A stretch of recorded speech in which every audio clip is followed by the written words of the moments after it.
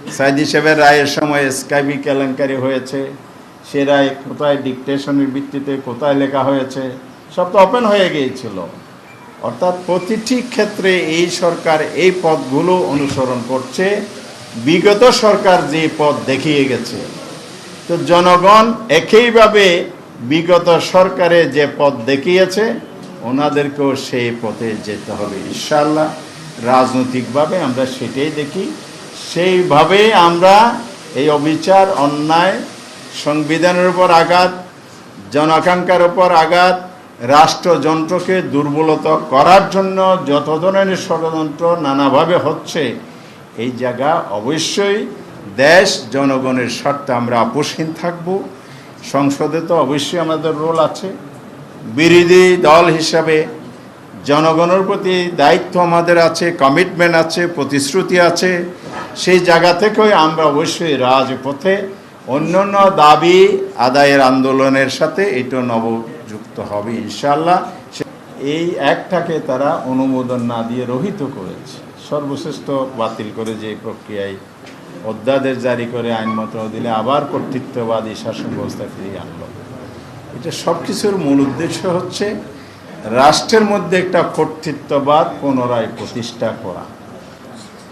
এবং বিগত ফ্যাসিস্ট আমলে যেই পদ্ধতিতে সরকার ও রাষ্ট্র পরিচালনা করা হয়েছে, বর্তমান সরকারও প্রতিটি ধাপ এবং পদক্ষেপে সেদিকে ফিরে যাচ্ছে। বিএনপির নোট অফ ডিসেন্ট কি আছে? নাই। জুলাই সনদ 36 নম্বর যেটা বলা হয়েছে খুলে দেখলে আপনারা পাবেন। শুধু কি এই জায়গায় প্রতিটি ক্ষেত্রে জুলাই সনদের উপর একটা বড় আঘাত করা হচ্ছে।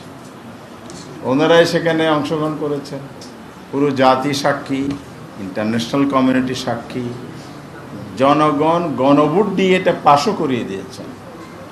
ফার্স্ট টাইম তো শুরু করেছে এই শপথ অনুষ্ঠানের যাত্রায় সাংবিধানিক সংস্কার কমিটি গঠনের শপথ না নিয়ে, এবং ধারাবাহিকভাবে পার্লামেন্টে যেটা করেছে এবং আমরা লোর করব। কারণ হচ্ছে আমরা দেশ গড়তে চাই, দেশ বাঁচাতে চাই, জনগণের অধিকার প্রতিষ্ঠা করতে চাই, জনগণের জাস্টিস এবং ন্যায় বিচার আমরা এনশিওর করতে চাই। এটাই ছিল জুলাই সনদের মূল স্পিরিট, উই ওয়ান্ট জাস্টিস। এখানে জাস্টিস ব্যাহত হচ্ছে, জাস্টিস এনশিওর করার জন্য যেখানে যা করা দরকার সময়ে সময়ে সিদ্ধান্ত নিয়ে আমরা সেটা এনশিওর করবো। সচিবালয়ের স্বাতন্ত্র্য কেন দরকার? কিছু কথা শিশির মনির বলেছে। এটা মূল লক্ষ্য কি? অবজেক্টিভটা তো মেইন। মূল লক্ষ্য হচ্ছে নিম্ন আদালতের তত্ত্বাবধানকে সাংবিধানিকভাবে শক্তিশালী করা। কনস্টিটিউশনাল প্রসেসে যদি এটা নিয়ে এসে নিম্ন আদালতটাকে শক্তিশালী করা হয় এবং ইন্ডিপেন্ডেন্ট জুডিশিয়ারি যদি কার্যকর হয়, তার জন্য অবশ্যই পৃথক সচিবালয় অনিবার্য ছিল। তাহলে জনগণ ন্যায় বিচার পাবে।